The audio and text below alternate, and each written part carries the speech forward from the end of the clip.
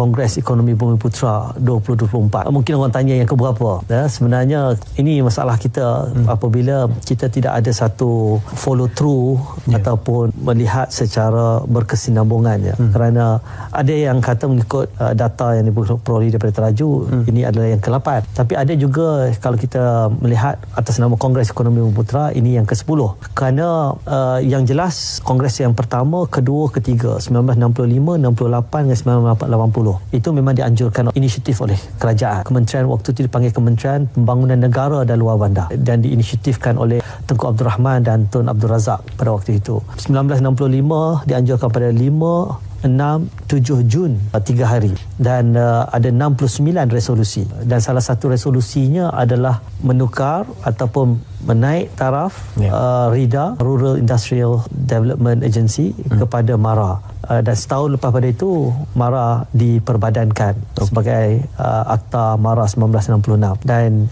yang menarik kali ini, buat pertama kalinya MARA diberikan tanggungjawab sebagai penganjur bersama. Ibarat bayi kembali ke dalam rahimnya kerana dia lahir pada rahim Kongres Ekonomi Bumiputera.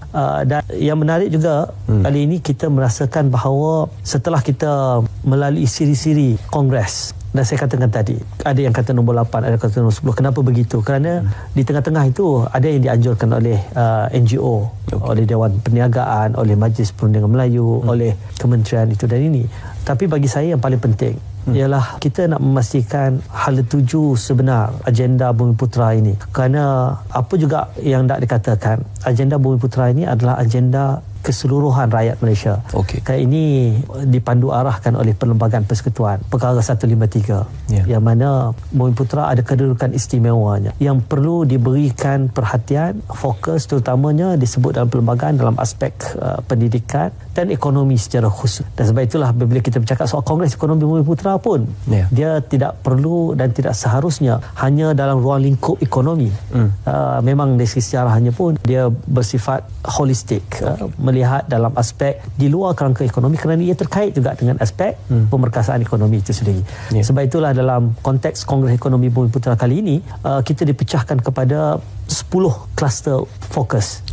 Bermula dalam aspek reformasi pendidikan dan modal insan, soal pemerkasaan perusahaan Bumiputera, pemerkasaan halal, pembangunan luar bandar dan pemerkasaan orang asli, soal penguasaan ekonomi dan korporat Bumiputera Sabah, ekonomi Bumiputera Sarawak, Felda diberikan fokus juga sebagai salah satu kluster, Felda dan juga tanah wilayah, TVET sebagai bidang utama yang perlu diberikan fokus.